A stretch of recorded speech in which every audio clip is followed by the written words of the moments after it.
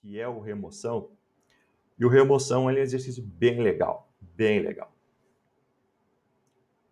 Já faz alguns anos que eu escrevi ele, mas ele trata de um assunto bem legal. Olha lá. O professor Sabir, que nem é Ribas ao contrário, é um jovem ambicioso professor de algoritmos. Ao longo do tempo em que ensina na disciplina, percebeu erros recorrentes entre os alunos em diversos semestres. E por isso, resolveu criar ferramentas para auxiliar no acompanhamento dos alunos. Afinal, cada semestre que passa, a quantidade de alunos aumenta e fica cada vez mais difícil de fazer um acompanhamento mais pessoal. O professor Sabir é muito ocupado e não está conseguindo tempo para implementar uma ferramenta. E por isso pediu a sua ajuda. A ferramenta que Sabir deseja implementar é um identificador de vazamento de memória durante a remoção de elementos de uma lista duplamente encadeada. No momento atual, o professor pede que os elementos removidos da lista duplamente encadeada sejam liberados da memória. Por enquanto, Sabir deseja apenas que seja implementada a ferramenta que obtém o dump de memória atual e mostra como a lista ficará após a remoção de alguns elementos, permitindo ao aluno comparar com a maneira que seu programa se comportou. Aí temos aqui um exemplo de uma lista duplamente encadeada. Vocês já são craques em listas duplamente encadeadas. Então, tem ali dois ponteiros, PTR1 e PTR2, né? Aí, para o exercício que os alunos vão implementar, o professor pediu que o método de remoção que elimina da lista duplamente encadeada um conjunto de nós. São dados dois ponteiros, PTR1 e PTR2, pertencentes a uma lista duplamente encadeada. E garantimos que esses ponteiros existem e não são valores nulos, ou seja, não recebemos null. Esses ponteiros podem estar em qualquer posição na lista, ou seja, pode estar mais para o início, mais para o fim, mais para o meio. E há um caminho entre PTR1 e PTR2, ou seja, se eu sair de PTR1, eu consigo ir próximo e chegar em PTR2. E PTR1 vem antes de PTR2 na lista, ou seja, para eu sair de PTR1 e chegar em PTR2, é eu ir no próximo. E do PTR2 para chegar em PTR1, eu tenho que sair do PTR2, tenho que fazer anterior. Aí pode existir qualquer quantidade de nós antes de PTR1, depois de PTR2 e entre PTR1 e PTR2 na lista. Tá? Todos os nós entre PTR1 e PTR2, inclusive PTR1 e PTR2, devem ser removidos da lista duplamente encadeada e a memória que usam deve ser liberada. Como praxe, os alunos confundem os ponteiros e perdem as referências. Atualizam os ponteiros do nó anterior e próximo de forma incorreta, causando caos. Para permitir que os alunos consigam identificar onde estão errando e até confirmar se estão corretos, a ferramenta que você deve desenvolver receberá um dump de memória do programa do aluno, contendo os nós apontados por PTR1 e PTR2 e outros nós que podem ou não fazer parte da lista duplamente cadeada desses ponteiros, e determinar como a lista deverá ficar após a remoção, bem como quais elementos serão liberados da memória. A entrada ela contém o dump de memória do programa de um aluno. Ela possui diversas linhas, e cada linha descreve um nó. Cada linha possui 3 números inteiros em formato hexadecimal, representando, respectivamente, o endereço do nó, o endereço do nó anterior e do próximo elemento. O endereço 0 representa null. As duas primeiras linhas do caso de teste representam os nós apontados por PTR1 e PTR2, nesta ordem. Nem todos os ponteiros fornecidos na entrada precisam necessariamente fazer parte da lista duplamente encadeada. Além disso, o dump pode não conter a lista completa, ou seja, o nó mais anterior a PTR1 não é necessariamente o primeiro elemento da lista, com o endereço anterior apontando para null. Bem como o nó mais posterior a PTR2 não é necessariamente o último nó da lista, com o endereço de próximo apontando para null. Entretanto, é garantido que existe pelo menos um nó anterior a PTR1 e um nó posterior a PTR2. Né? Então, a gente recebe a nossa lista, a gente vai ter lá o nosso PTR1. Eu não sei quantos elementos para trás tem de PTR1, mas eu garanto para você que eu vou dar o imediatamente anterior a PTR1 e vou dar o imediatamente após o PTR2. Tá? Aí aqui o arquivo importante, o arquivo de entrada não contém mais que 250 mil linhas. Então você sabe não vai ter mais que 250 mil elementos. E para representar os ponteiros, utiliza um inteiro sem sinal de 64 bits, ou seja, unsigned long. Saída. A saída deverá conter diversas linhas, contendo o estado final da lista duplamente encadeada, isto é, após a remoção dos nós entre PTR1 e PTR2. Os nós deverão ser impressos na ordem da lista encadeada. O primeiro nó a ser impresso deverá ser o nó fornecido mais anterior de PTR1 na lista. E o último nó a ser impresso deverá ser o nó fornecido mais posterior a PTR2. Ou seja, eu vou ter que encontrar qual que é o primeiro nó que eu forneço lá antes de PTR1, que eu não sei quantos são, e também não somente é o primeiro da lista. E para entender melhor, verifica a saída abaixo. Né? Então, deixa eu ver se eu tenho um exemplo menorzinho aqui. Então, vamos dizer que a gente tem esse exemplo aqui, né? Então, a gente diz, esse aqui é o PTR1, esse aqui é o PTR2, e aqui são os outros elementos. Bem, e daí a gente está ali os outros elementos. Então, o que você precisa fazer? Você tem que ter um jeito de armazenar a sua lista encadeada. Então, para você armazenar a sua lista encadeada, a gente tem que pensar que é um conjunto que é uma struct, né, a sua lista encadeada. Então, a gente pode pensar que a gente tem aqui uma struct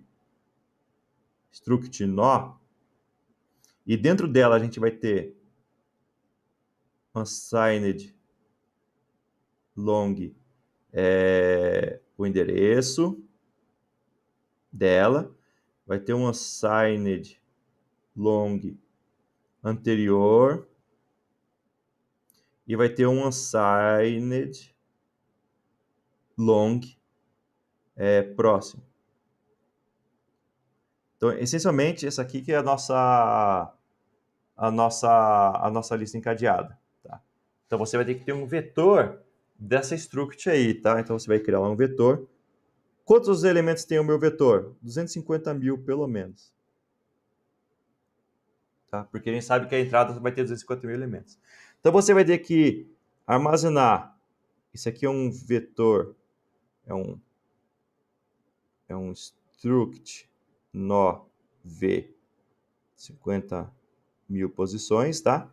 Então, esse carinha aí, e cada posição você vai armazenar uma linha dessa entrada aqui. Então, aqui vai ter lá o A, aqui o 9, aqui o B, aqui o C, o B e o D, né? E assim sucessivamente. Você vai ter que salvar na sua mão sempre quem que é o PTR1 e quem que é o PTR2, tá? Só para você ter a referência. Então, talvez o PTR1 e o PTR2 você salva fora dessa lista encadeada. E daí, você vai ter que ordenar esse vetor com os elementos da sua lista baseado no endereço do seu elemento da lista encadeada, tá? Para você poder fazer busca. Então, o que acontece? Se eu tenho aqui que o PTR1 é o A, o anterior do A é o 9, eu vou ter que procurar o cara que tem o endereço 9. Como é que eu procuro o cara que tem o endereço 9? Eu vou ter que fazer uma busca binária na minha lista, no meu vetor, e eu vou identificar ele. Então, a gente sabe aqui, ó, o anterior ao PTR1 é o 9, e o anterior ao 9 é o 8. O 8 faz parte da minha lista, então você vai ter que procurar o 8. O 8 não faz parte, então eu só mandei um elemento antes de PTR1. Então, esse aqui vem antes de PTR1. Tá? E depois, você tem que descobrir qual que é o próximo de PTR2. PTR2, cara, que o próximo PTR2 é o D. O D faz parte, o D está aqui, então esse aqui é o próximo. O próximo de PTR2. E depois a gente vai ter que procurar o próximo dele, que é o E. O E faz parte, ó, então a gente tem 2 elementos depois de PTR2, a gente tem 3 elementos depois de PTR2, ou seja, a gente tem 3 elementos depois de PTR2. Então o que eu vou ter que fazer? Eu vou ter que apagar, eu vou ter que falar que o próximo do anterior de PTR1, ou seja, o próximo do 9, ao invés de ser o A, vai ter que ser o próximo de PTR2, ou seja, vou ter que trocar esse cara aqui para D, e o anterior do próximo de PTR2 tem que ser o anterior de A, né? Ou seja, o anterior do D, ao invés de ser o C, vai ter que ser o cara que é o 9. Então, você vai trocar esse cara aqui para 9, tá? E daí agora, na nossa lista, a gente conseguiu remover o PTR1 e o PTR2, inclusive o PTR1 e o PTR2 da lista. E agora o que a gente tem que fazer a gente vai ter que imprimir a lista encadeada, com os elementos mais anterior e o elemento mais adiante. Até esqueci um aqui, né? O 7 já estava lá, né?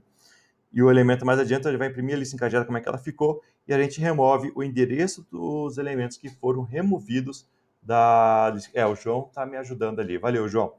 Aí eu já percebi aqui, né? Já estava na resposta e não tinha visto. E depois você vai ter que imprimir quais são os elementos que foram removidos, ou seja, é você percorrer o PTR1 até o PTR2 e imprimir todos eles, né? Ou seja, é o 9, aí você vai remover o A, o B, o que vem depois do B, aí você vai remover o FA, o que vem depois do FA, que é o FE, o que vem depois do FE, que é o FC, depois do FC você vai remover o FD, e depois do FD você vai remover o FB, depois do FB você vai remover o FF, depois do FF você vai remover o C, e o C é o PTR2, tá? Então essa que é a brincadeira desse exercício. Agora, o que esse exercício realmente ele tá exercitando para vocês? Você vai ter que usar ordenação, você vai ter que ordenar baseado numa chave específica dos seus elementos, que é o endereço de memória do nó. Você vai ter que exercitar muito busca binária, né? Então você vai ter que exercitar toda a sua busca binária para poder encontrar os elementos. Você vai ter que exercitar a pilha, né? E depois a impressão. Vai ter que percorrer os elementos e saber navegar dentro da lista encadeada, mesmo que ela não seja uma lista com os endereços fixos, mas o endereço seriam nomes que estariam indexados em algum momento no vetor. Então, é um exercício bem complicado para fazer chamadas de uma ordenação e depois trocentas buscas binárias. Se você não fizer coordenação de diversas buscas binárias, você certamente vai levar um time limit, tá? Então, essa que é a ideia principal desse exercício aqui. E esse exercício, sentem e comecem a implementar, tentem resolver. É um exercício mais complicado para a gente conseguir resolver, tá? Mas é um exercício que depende de muita paciência. Aí fala, mas professor, se eu sei usar C++ e se usar map, com o map darei para resolver. Mas a ideia aqui nossa é a gente exercitar a ordenação e as buscas eficientes no nosso vetor. Então, por isso que vai ser um pouquinho mais complicado para você fazer na mão aí, tá bom? Tchau, tchau.